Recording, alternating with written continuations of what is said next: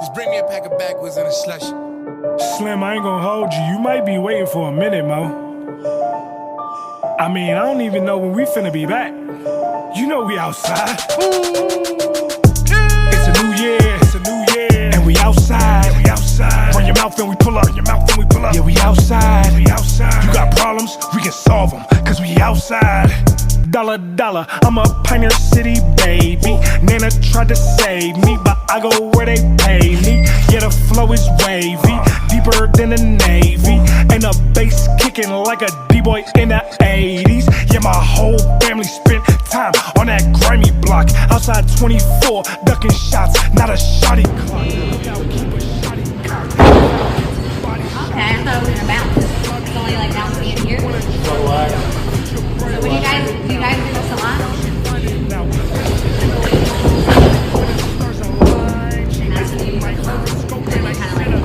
Oh, yeah. Can y'all do one more?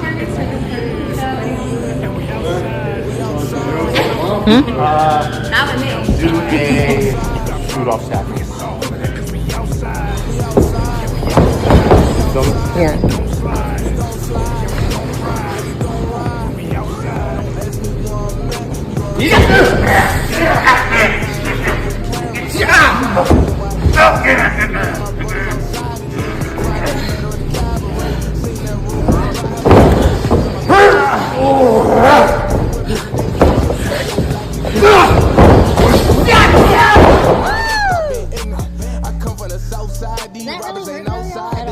Like, what part of your body hurts right now?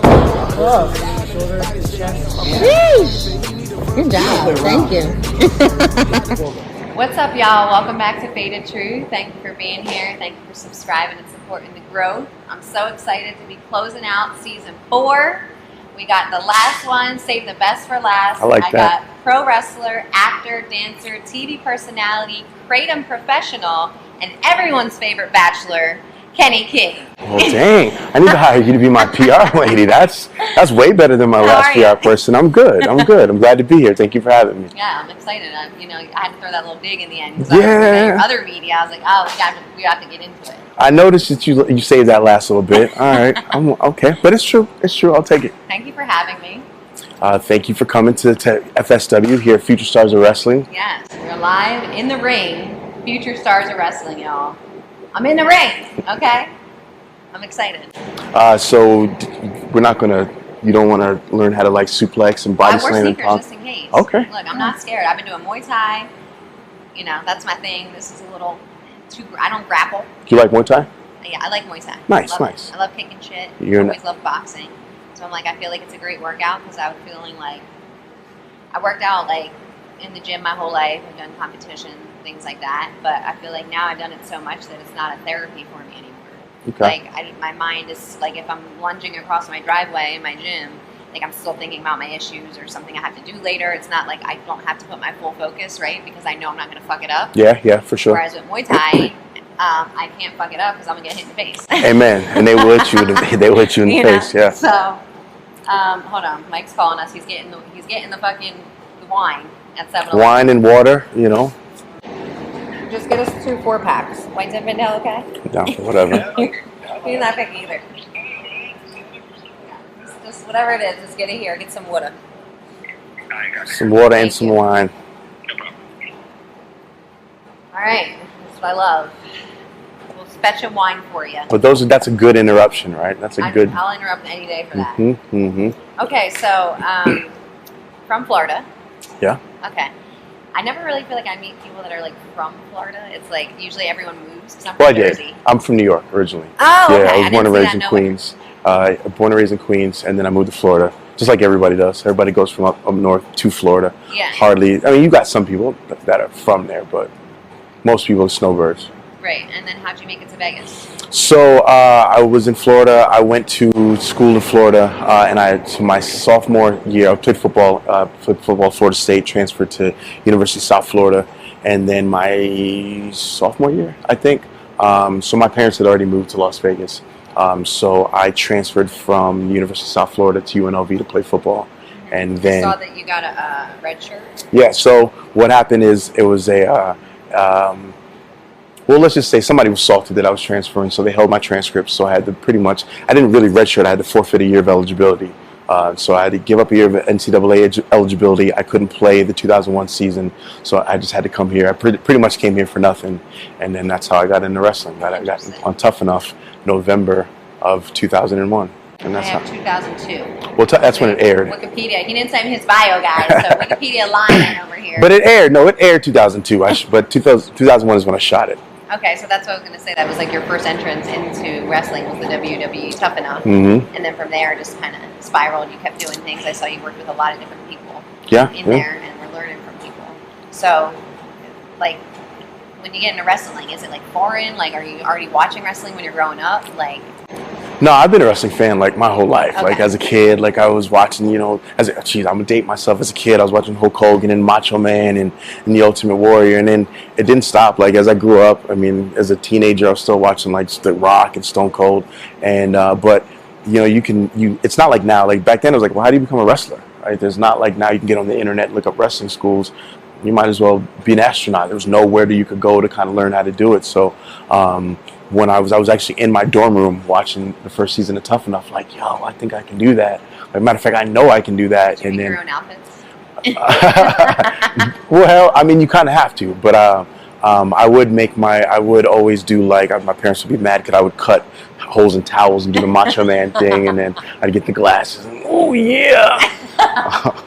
But yeah, I've been a wrestling fan my whole life, but I was an athlete. I played football, so I never really felt like, things would happen like that until they kind of did. Yeah, because I just came in here while you were training, and the way that you're doing it, it's like still choreographed and like it's still athletic to where it's like, I don't know, it's not as foreign as people think, I guess, because I don't think people realize the training you have to do to like actually wrestle, because you will get hurt if you don't, like, if you can't, if you and your partner are like off and you don't know what the fuck's going on. It's body coordination, and you have to just be really, really self-aware. Like you have to be aware of with football, you kind of just have to be, you can kind of play with like reckless abandon, like I just want to launch myself like a missile and whatever happens. But with wrestling, you really have to be cognizant of like what's going on. Sometimes there's 5 people in the ring, sometimes it's just you, someone, but then there's a referee, and you have to be really mindful of what's happening. If your opponent is tired, they may not be able to,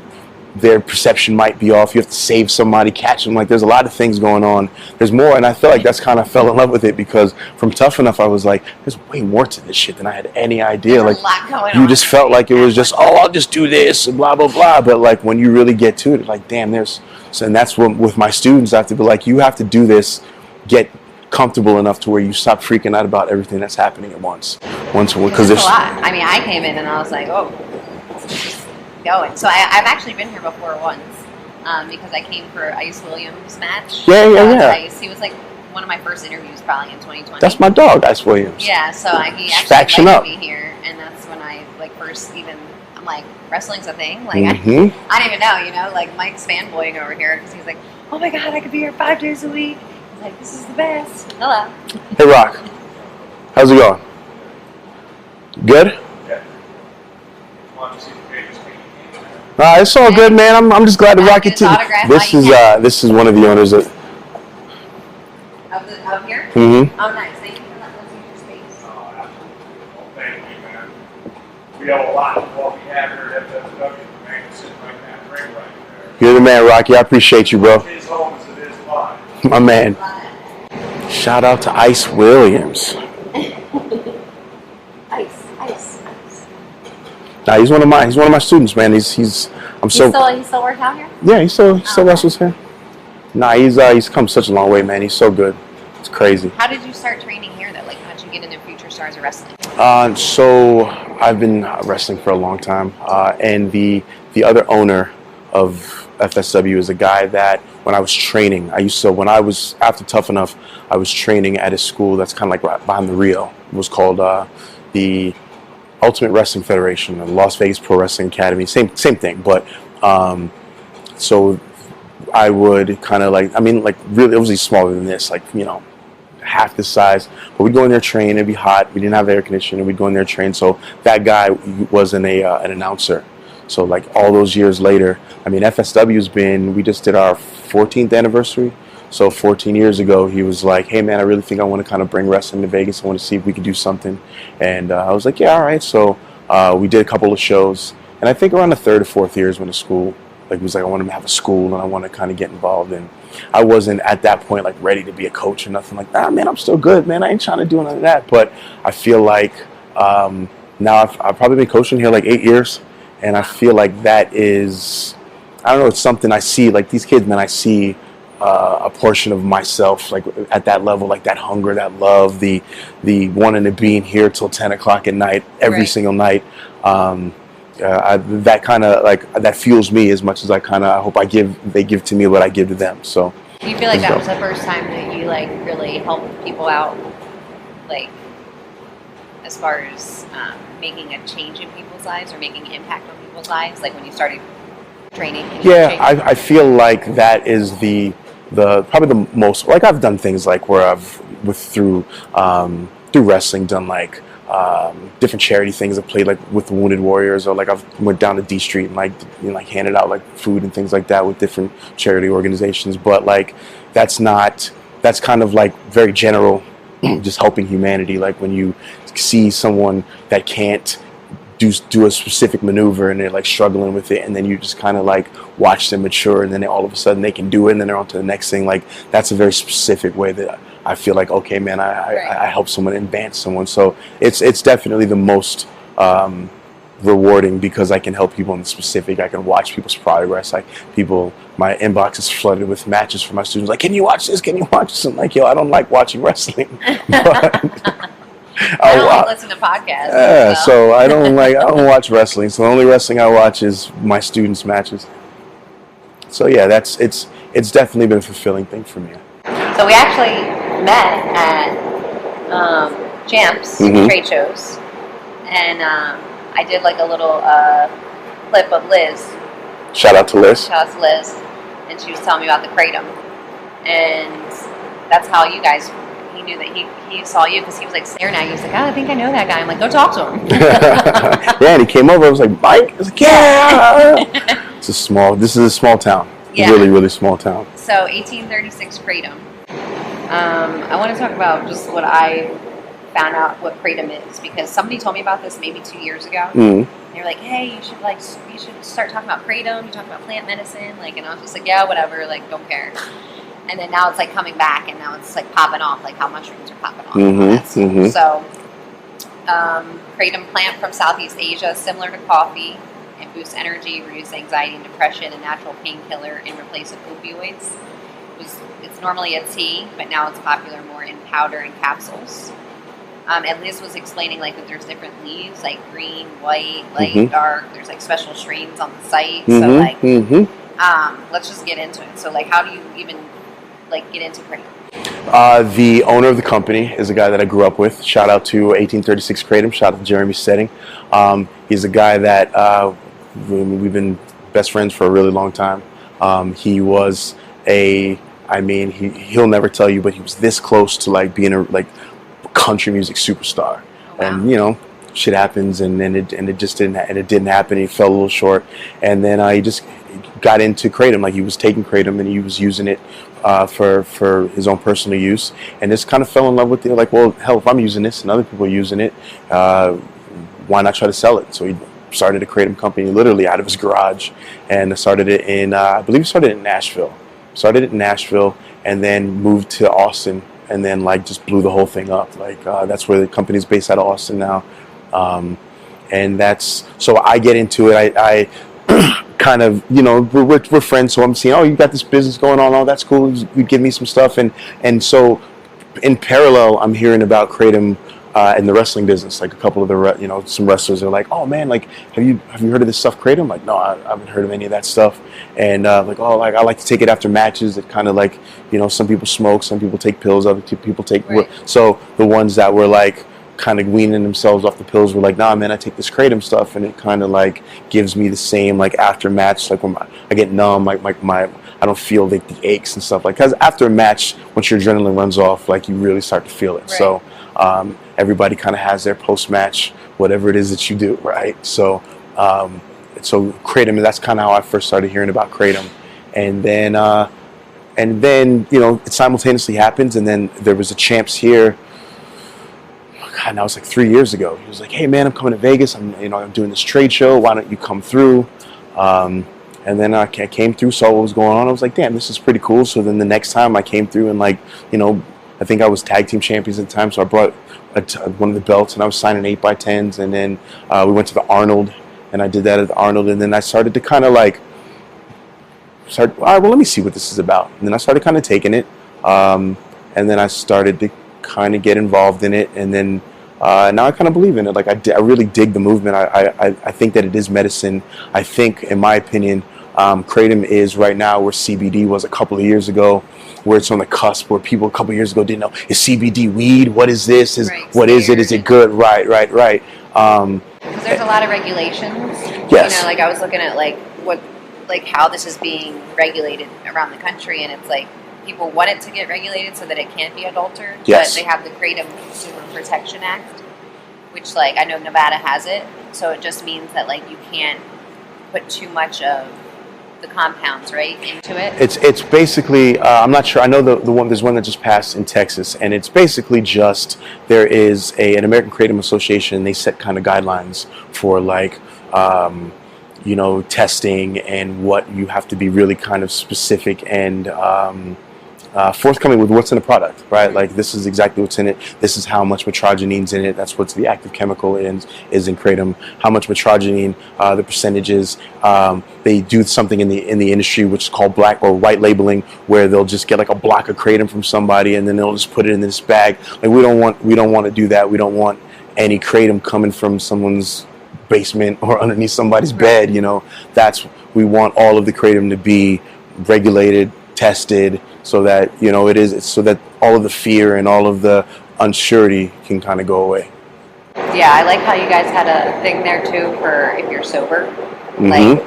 It's like a warning. I was laughing at Liz when she pulled out the thing, because she had that same big ass. What is Kratom? What's Kratom? Fucking 10 paragraphs. And I'm like, jeez. But then I was looking at it, and I'm like, it makes sense, because when I started the podcast is when I first learned that people could come off heroin with weed. Mm-hmm. And this, the plant helps people come off opioids, So I was like, that's amazing. It's just amazing what plants can do, and how it can really, change you. But then also, it says on there, if you're looking for something that's not a mind-altering thing, then I would stay away from it, because it's not a drug, but it is altering something. Now, I want to say that just to be said, it's not a FDA proven statement that it helps people, come off opioids. Oh, no. But it is, some people have said that is a thing. You know what I mean? So that's not something that we necessarily claim. But I know somebody. I mean, it really no claims being made. But there's a lot of people that have used Kratom to get off of all different sorts of vices. Right. Me, myself, personally, at the Arnold last year, I ran into a guy that I've known in wrestling for 10 years and got into alcohol real bad and really messed his life up and messed his career up with alcohol. And he kind of was looking up at the banner, the Kratom sign brought him over, and he looked down and he's like, "What are you doing here?" I'm like, "What are you doing here?" And he was telling me about man, I started taking Kratom about 3 years ago when I hit rock bottom. I got to stop drinking. And he's like, "Man, Kratom helped me get my life back together." So he's married. He's got, he's got shit back together. So it has definitely helped. Okay, so what's in my box? So this is one of our sample boxes. So this is one of our info cards. That is all of our Kratom. So like you said, there are 3 main strains of Kratom. There's white, red, and green. And it works a little bit like weed, where sativas give you energy, or uppers, and indicas give you, indica gives you a little bit more of a body relaxation, and then hybrids do a little bit of both. Reds are for more relaxation, more calming effects. Whites have a focusing effect, and green is for energies. So what we do, we have the white, red, and green Kratom, but we also do a lot of blending of the strains. And that, if you look at the key there, it says each one of those has they're rated in focus or relief or mood, focus, energy, focus. Right. So each one of those, so you get to kind of say, all right, what do I want to feel? Do I want? So this is a mix of all of them: the red, white, and greens. This is our whitest white Shangri-La. This is a good mix of our red and whites. This is our deep reds. And then those are our like our main.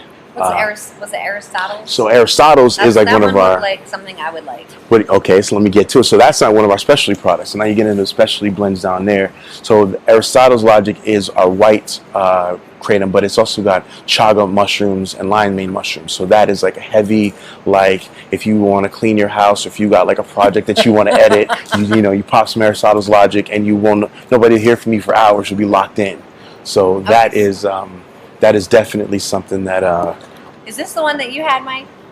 Yeah. Okay, so Yeah. I need to know. Thank you, bro. Thank you. Oh, nice, What nice. you get? Water? Nice. Look at The wine. canned water. Look the at us with our Sutter home. There you go. Oh, yes. Thank you. Nice. Mike, shout out to Aquaman. Aquaman.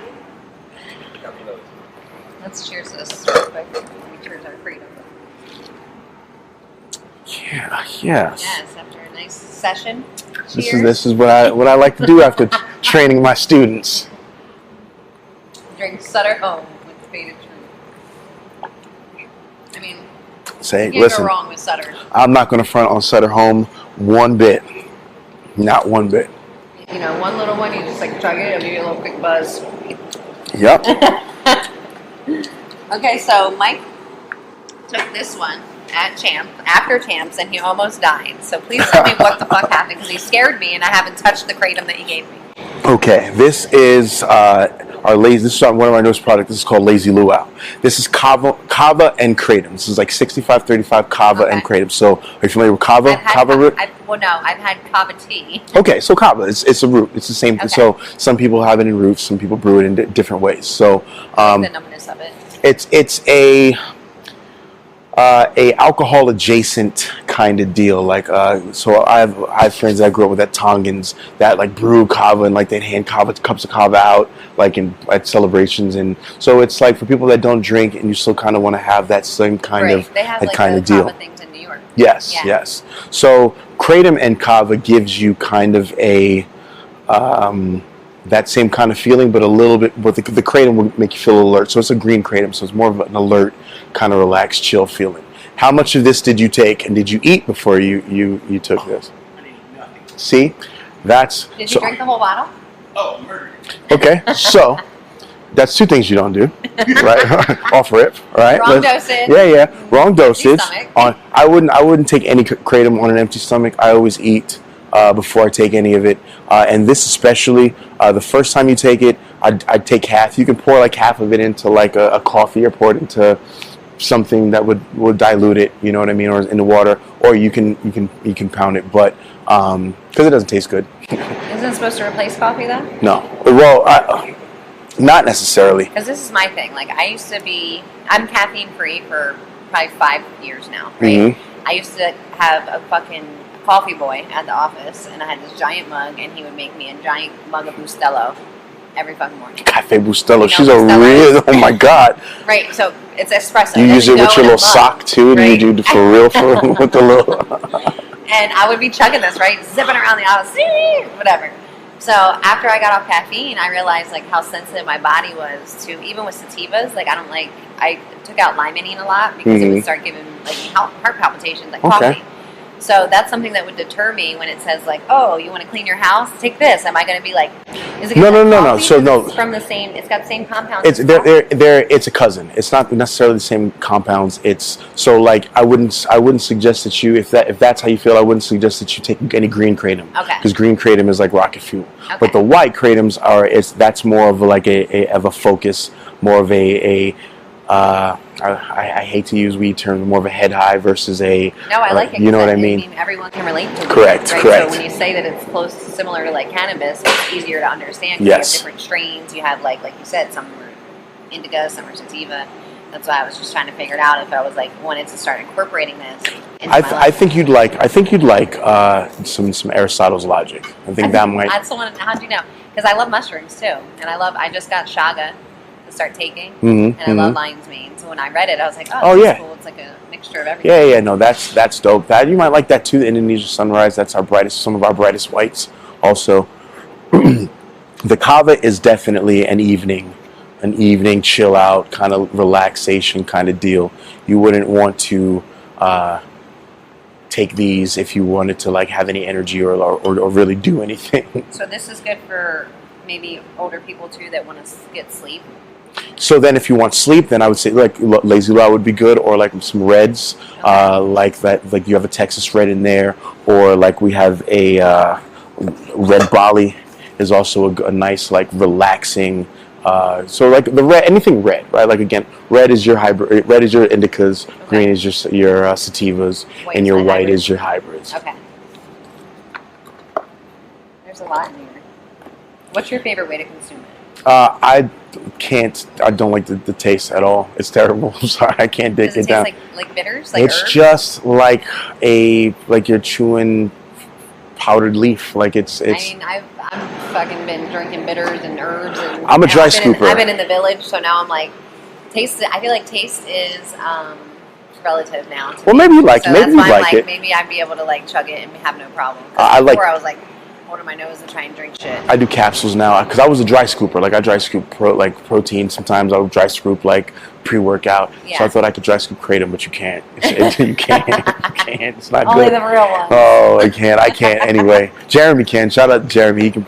But I like the capsules. The capsules are good. I mean, even though they're gram-sized capsules, so they're pretty good size. But I can pop 3-4 capsules and then boom, I'm in the game. Okay, so if I take my white Kratom and I feel like I need to come down, do people get sketched out by it at all? Have you heard any stories, or are people like more? I think it's all about dosage, and like you got to eat. Like you want. I always say if it's your first time taking Kratom, if you're taking pills, I say like take 2. Give yourself 10-15 minutes. Check in with your body with anything, any new substance you bring in your body. It's kind of like weed, but I feel like this is something that I would have to pay attention to more. I would, just because it's new and it's so like it does. It touches the same receptors that for example, like that opioids get connected to, but it doesn't. And I hate to get this technical and then fuck up the wording too. Yeah. But it touches, but it doesn't connect. Yeah. I hope that makes sense. So that's the difference between the addiction level. It, right? Yes. You're still getting what you need, but it's preventing that attachment. And it's not hanging on, right? It's just like giving you the brush, and then you're out, right? Versus just like plants over pills. 100%. So in Indonesia, which is where a lot of the villagers are, it's I was watching the video on 1836.com. It was Kapuas Hulu in Indonesia. Yes. There's 135,000 Kratom farmers there. Yes. So are they trying to take like the land from them in any way? Because I know in the video it was kind of saying like if you do take this from us, like you're taking our whole economy, like this is something our economy runs off of, and so what's going on? Well, I think what that is mostly as far as like the industry here, like the creative industry here, for the most part subsidizes like that entire industry there. So it is still a fringe kind of industry. So at any moment, the FDA could be like, oh, we're done with Kratom, and that affects. Would suck for them because that's like they didn't have to give it to us. 100%. They could have just kept it for themselves. 100%. But I mean, in the industry of good business, it is what it is because it comes here. So it's a good relationship. We have a great relationship with our farm. Shout out to Edo. And we have a great relationship with our manufacturers, and it's a really good process. We have a warehouse in Austin where we make all of our stuff, our extracts. We mix all of our own powders. We capsule all of our stuff. It's a big warehouse. We get it all done in house. Okay. And so, what's your favorite kind of Kratom? Fighters Full Potential. So that's how I started. Because I was trying to get off of caffeinated pre-workout. I didn't want to feel. You already know. That and fucking what, Red Line? I was Red Line, or there's another one, C4, and I'm telling you, I really fucked my shit up when I was competing and just training in general. I was just. It's just because you get to the point where like that becomes part of your routine, right? Like, all right, I got to grab this, and then I get on my way to the gym, and then. Fucking 20 minutes till I start shaking. Yeah, and then it's like a good hour and then you got to start dry scooping C4 like because the dry scoop and then washing it down with Rise. Yeah, like that's where I was trying to back down off of. And then so because I don't like the taste of Kratom, I was going. So one of the specialty products it's a super green Kratom. It's got like turmeric and I think there's some egg and cinnamon, but there's cinnamon in it. So it's got a little bit of a different kind of taste. But I was taking it super green Kratom, and I was just like, all right, well, let me just see how this goes. And I was getting some of those same feelings. I'm not going to say like it was a complete, absolute one-for-one swap, but I get the sustained energy. Like it kicks in mid-workout. Like I feel like, all right, boom. I don't ever feel like I'm looking for energy. I'm locked in, and it doesn't. I can take it at like 8 o'clock if I have a late gym session. I'm not up till 3 o'clock in the morning. You know, right. So it's one of those things where you do get the naturalness. I'm excited to test it. I just been so like turned off after coffee that I'm like anything that's like trying to give me a jolt of energy, I'm like, I'm scared. Well, agreed. And so like so these ones, there's one in there that's Kratom and caffeine. I would say stay away from that. Stay away from the green beans. Go. I like the kava though mixed because when I was on a tea kick for like maybe 2 months because I was like, oh, something to replace coffee maybe. But like then I just fell off. But I was drinking that kava tea, and I was like, oh, my whole mouth is like numb, and I'm like, oh, I guess this is cool before I go to bed. Yeah, it's a cool little trade-off, right? Like your mouth gets numb and start to do a little bit of that. Yeah, no, kava has been, especially the kava and Kratom. That's definitely a big. Well, this is one of our most popular items. Do you have like a favorite story of like somebody healing with Kratom besides? I know you talked about the guy that came off alcohol, but have you heard anything crazy that's like stuck out to you? I mean, that story specifically. That's why I tell it because like he. Definitely an alcoholic. Yeah, and I mean, like, had gotten arrested, like, gotten fired from WWE. Like, I won't say nobody's name or whatever, but got fired from a pretty decent job, and it was causing major issues in his life, and has completely turned it around. And when I heard that he turned it around, and it's a good friend of mine, like, I really like him a lot, and I was sad to see it, but like to see that Kratom was the catalyst for all that, I was like, damn, it's not just this or just that or just this. People can find it where, you know, it's really medicine. And that's what I dig about this company. It's not necessarily about, hey, take this shot and get fucked up. Take this, you know what I mean? Were really, like, even, like I said, Liz pulled out the whole thing, and I'm like, wow, everything's really detailed here. Like, you know, I went on the site and looked around, and I'm like, you know, you really want to promote this to people. It's like, you do your research, because your whole thing is research, reflect, decide, right? So you're really promoting people to, like, learn what the fuck you're taking, learn about what it is. I mean, I feel like you actually do more than cannabis companies do. You know what I mean? Yeah. Take it. So. Well, because it's is it for you or not, right? This is more of a wellness thing, like, and it's not like, well, take this. Which one of these is free? Is it raining? I don't know. I'm like, what's more? I'm like, is that rain? That's crazy as hell. Get the fuck out of here. Yeah, no, that's rain. Where are we? Oh, where are we? That's crazy. Anymore. I'm That's back crazy. in Jersey. I fucking hate it. It's Florida. This is Florida weather. Oh my god. Guys, we just got over this rain. We just got over it. Fuck. Alright. So, you're also a TV personality. Your wrestlers are going to love this. Because you're on The Bachelor, The Bachelorette, Real Housewives. You even did a Chippendales scene somewhere in Vegas. Oh, I worked at Chippendales for 4 years. You were there for 4 years? Yeah. Oh, shit. Okay.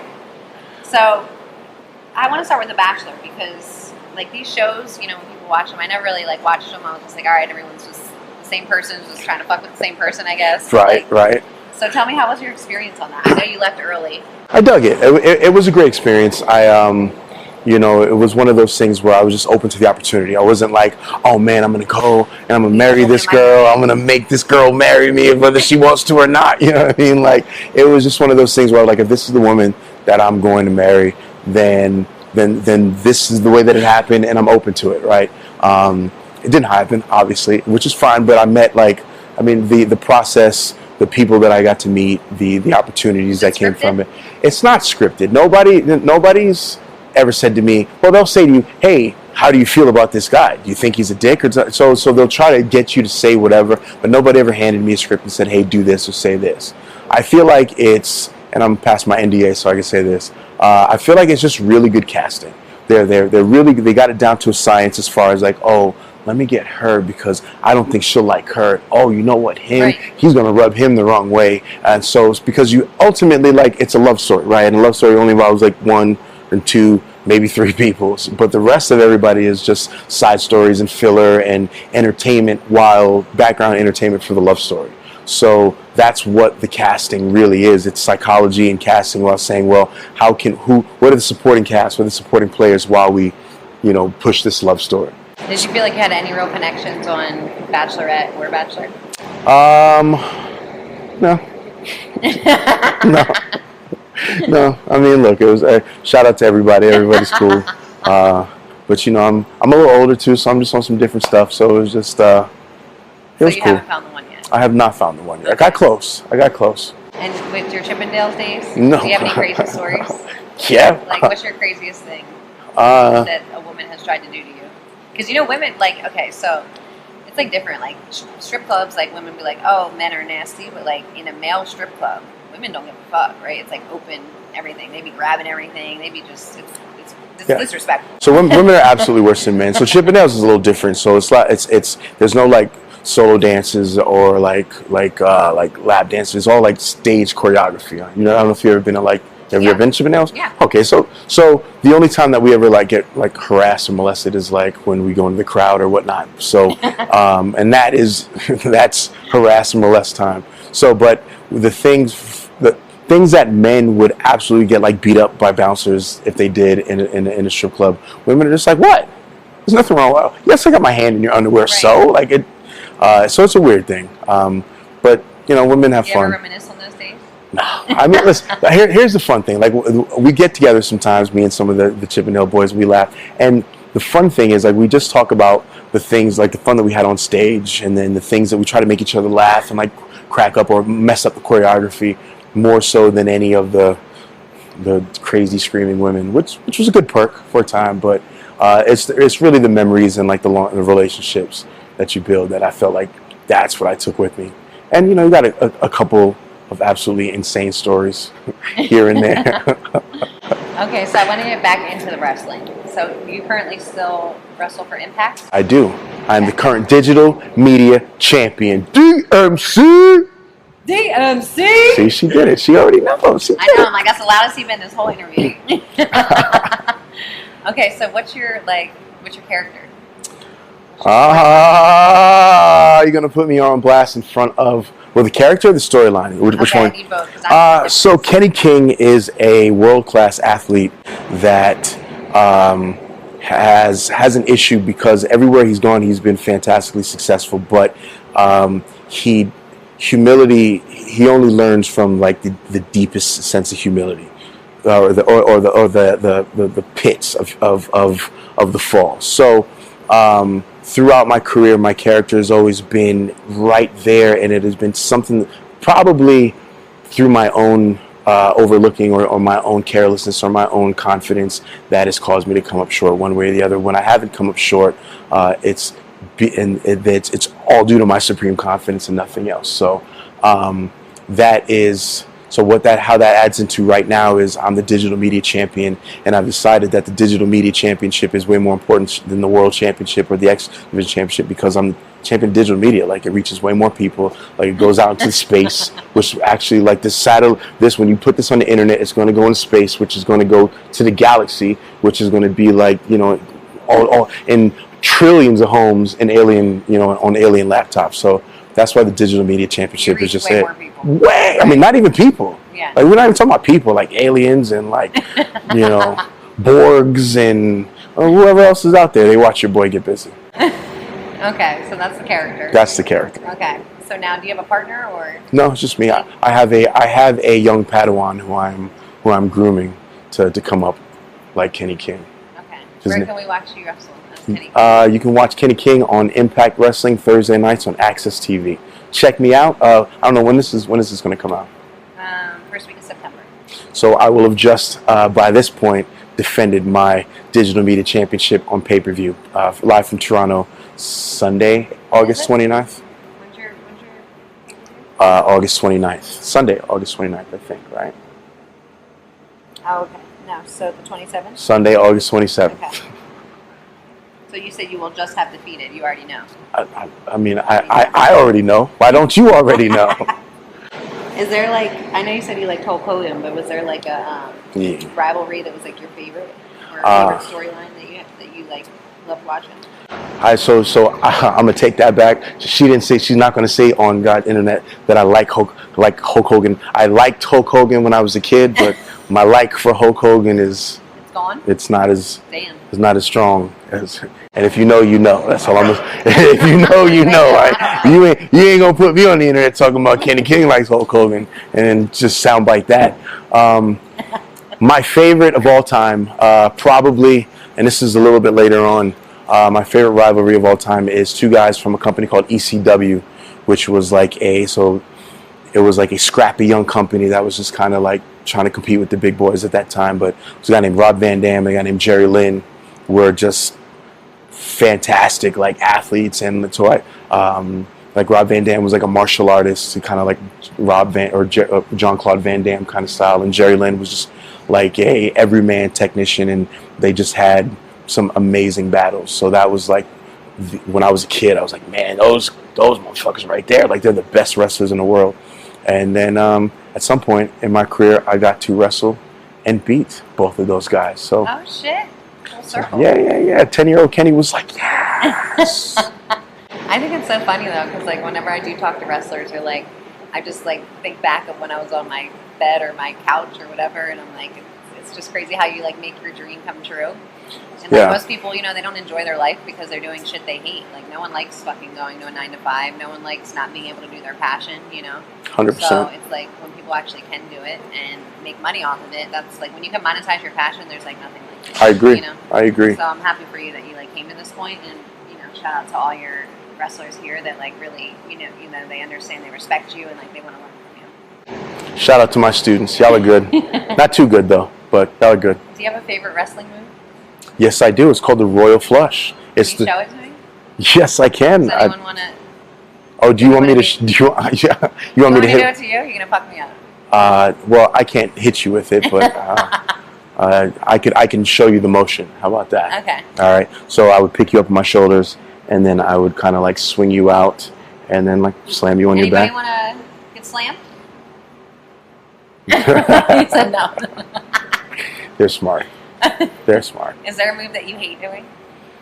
I don't like. I really don't like jumping off the top rope. Really? It's dangerous up there. You know how high? Once you stand up there, I tell you what. I would. When we're done, I'll get you up there and you can see how high it is up there. I don't like jumping off the top rope, and I don't like dropping my elbow. You don't like elbow? Mm-mm. I love see because I do Muay Thai, so I'm like I love fucking. Well, it's different throwing elbows than dropping one. Yes. And then you might like hit it on this. Because then you gotta hit your hip. I mean, knock on wood, nothing specific. Like I've been wrestling for 20 years, so I'm pretty much fucked up for the rest of my life. But knees, ankles, I've separated both my shoulders. I'm pretty sure my meniscus is in there somewhere. But overall, for right now, for everything, I feel great. Thank God. And you got Kratom for recovery. And I got Lazy Luau for active recovery. Try some Lazy Luau today. Did you have a good time? I did. Thank you very much. This was super dope. I enjoyed my wine.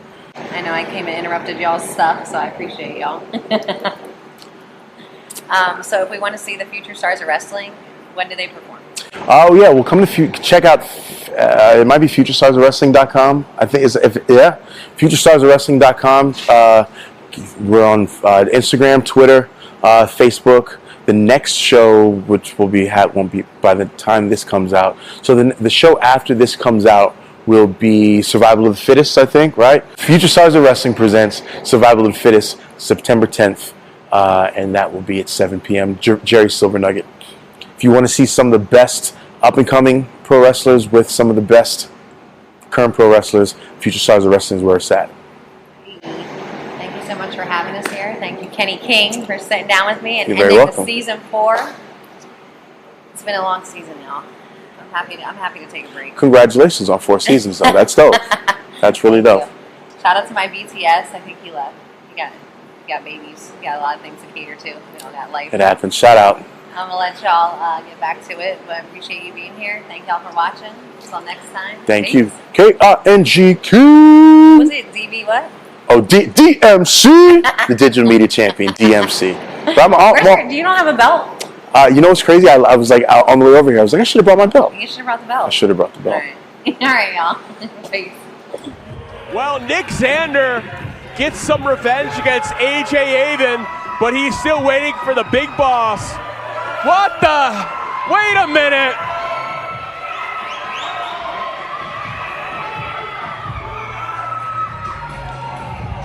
I thought Jay wasn't here. I thought he was at the airport. How quick was that flight? Maybe Jay shouldn't have come out here because Xander's seeing red.